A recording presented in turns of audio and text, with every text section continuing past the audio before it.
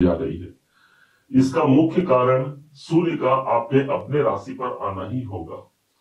नक्षत्रों के आधार पर और चंद्रमा के गोचर के आधार पर हमने आपके लिए कुछ तारीखें निकाली हुई है और उन तारीखों पर हमारा कोई शुभ कार्य संपन्न होने जा रहा है। उन तारीखों में कोई महत्वपूर्ण योजना जो हम बना रहे हैं वो क्रियान्वित होने जा रही है। इसके अलावा कुछ तारीखें ऐसी भी रहेंगी जिन तारीखों में हमको सतर्क रहने की आवश्यकता रहेगी। दोनों ही लिस्ट हम आपको पहुंचा पाएंगे, आपको अभी बताने जा रहे हैं। इसके अलावा कौन से उपाय से इस महीने को सर्वश्रेष्ठ महीना बनाया जा सकता है, उन उपायों को भी जानिएगा।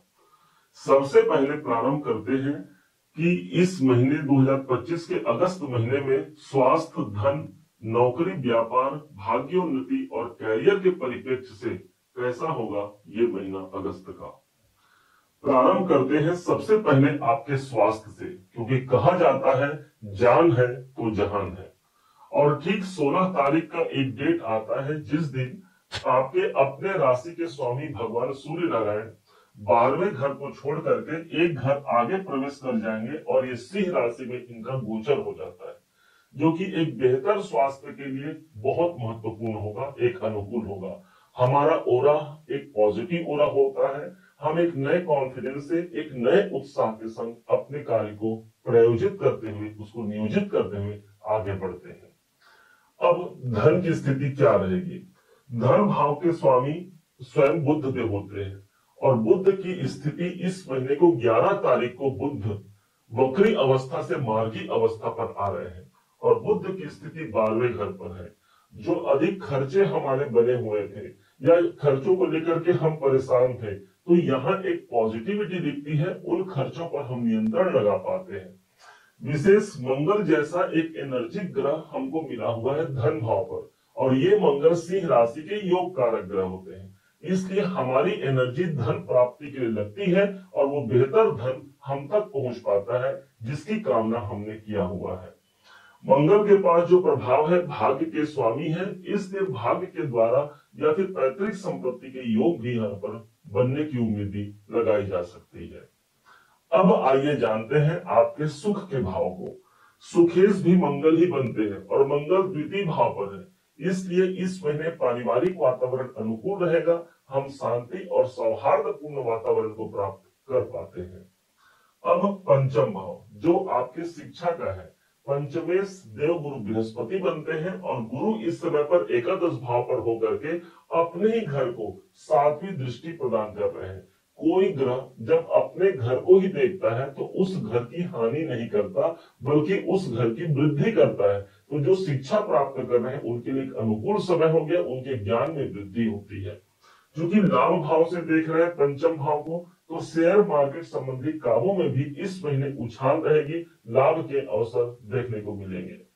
नौकरी के परिप्रेक्ष्य से कैसा होगा आपके अपने सिंह राशि के लिए अब जानते हैं। ध्यान दीजिएगा, शनि यहाँ पर स्वयं छठे भाव के स्वामी होकर के ठीक अष्टम भाव पर वक्री चल रहे हैं।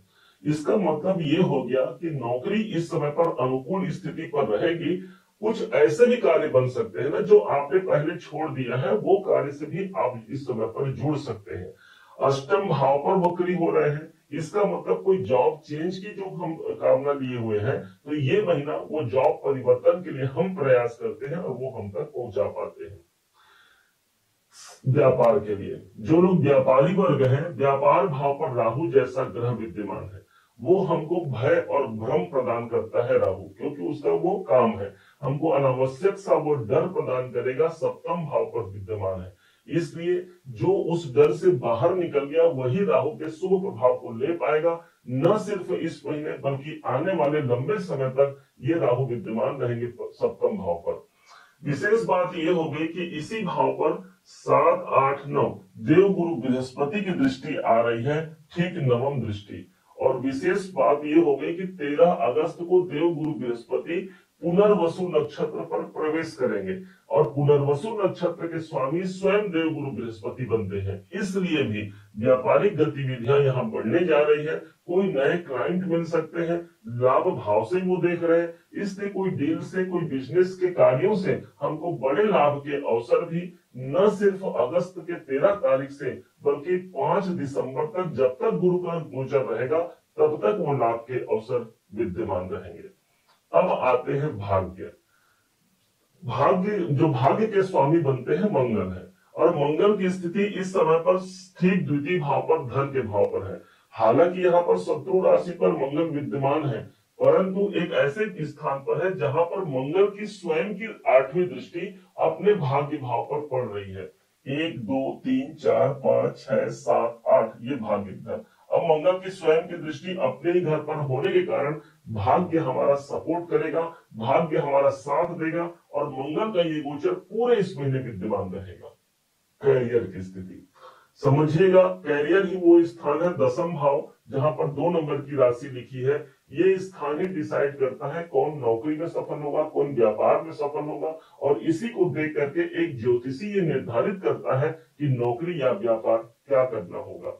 अब यहाँ पर दशमेश की स्थिति जो बनी हुई है वो शुक्राचार्य है, और शुक्र बैठे हैं स्वयं लाभ के घर में, अर्थात कर्म क्षेत्र में हम चाहे नौकरी कर रहे हो या व्यापार क्षेत्र पर हो, हमारा कैरियर जब लाभ भाव पर है, अर्थात हमको लाभ की प्रवृत्ति यहाँ पर बढ़ने वाली है। लाभ के दायरे वहां बढ़ सकते हैं, कोई बड़े लाभ के अवसर हम अपने कर्म क्षेत्र से निकाल करके लेने जा रहे हैं। और विशेष तौर पर 20 तारीख तक का, 20 तारीख के बाद यही शुक्र जब एक घर आगे प्रवेश करेंगे, तो जो लोग विदेशों में रह रहे हैं या विदेश संबंधी अपने कैरियर को आजमा रहे हैं, उनके लिए एक अनुकूल समय निकलकर सामने आएगा। अब इनकम, लाभ की स्थिति क्या रहेगी पूरे इस महीने। शुक्र जैसा ग्रह हमको लाभ भाव पर मिला है, और देव गुरु बृहस्पति भी यहाँ विद्यमान है। दोनों को कंबाइन कर दिया जाए तो शुक्र हमारा पैसा है, तो गुरु हमारा भाग्य है। दोनों की युति हमको देखने को मिलेगी। खास करके 20 तारीख तक कोई बड़े लाभ के अवसर निकल सकते हैं, कोई बड़े लाभ का अवसर प्राप्त होने जा रहा है। गुरु वैसे भी पुनर्वसु नक्षत्र पे जा रहे हैं, लाभ भाव पर जा रहे हैं 5 दिसंबर तक सही, लेकिन इन 3-4 महीनों में कोई बड़े हमारे ड्रीम है, कोई डिजायर है, वो इस समय पर पूरे होने जा रहे हैं। अब आइए जानते हैं कौन सी वो तारीखें हैं जो तारीखें आपके लिए अनुकूल साबित होंगी, और किन तारीखों में हमको सतर्क रहने की आवश्यकता भी रहेगी। शुभ तारीखों में है 1 अगस्त, 2, 18, 19, 23, 24, 27, 28 और 29 तारीख हमारे लिए अनुकूलता से सिद्ध होंगे। इसके अलावा 3 अगस्त, 5, 12, 13, 14, 21, 22 और 30 तारीख को हमको सतर्क रहने की आवश्यकता भी रहेगी। अब उपाय क्या कर सकते हैं? इस महीने को सर्वश्रेष्ठ महीना बनाने के लिए सूर्य नारायण का ध्यान करना सबसे महत्वपूर्ण होगा, क्योंकि सूर्य आपके अपने राशि पर तो आ रहे हैं, परंतु सूर्य केतु का सूर्य ग्रहण योग भी बनेगा। इसलिए भगवान सूर्य की आराधना करना, उनको जल अर्पण करने से भगवान सूर्य हमारे भाग्य की वृद्धि करेंगे, और साथ ही साथ हमारे स्वास्थ्य और कैरियर के दृष्टिकोण से भी भगवान सूर्य का साथ आपको उन्नति के मार्ग तक पहुंचा जाएगा।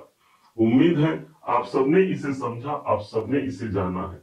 यदि आपने इसे समझा है, जाना है, और मेरे समझाने का प्रयास यदि आपको सार्थक लगा हो, मेरे समझाने का तरीका यदि आपको सार्थक लगा हो, तो हर बार की भांति इस बार भी अपना प्यार भरा लाइक और कमेंट करना कभी मत भूलिएगा। और हाँ, यदि अभी तक आपने चैनल को सब्सक्राइब नहीं किया है, सब्सक्राइब जरूर कीजिएगा। पुनः एक बार फिर आप सभी का दिवस बहुत मंगलमय हो, इन्हीं शुभकामनाओं के साथ। जय श्री राम।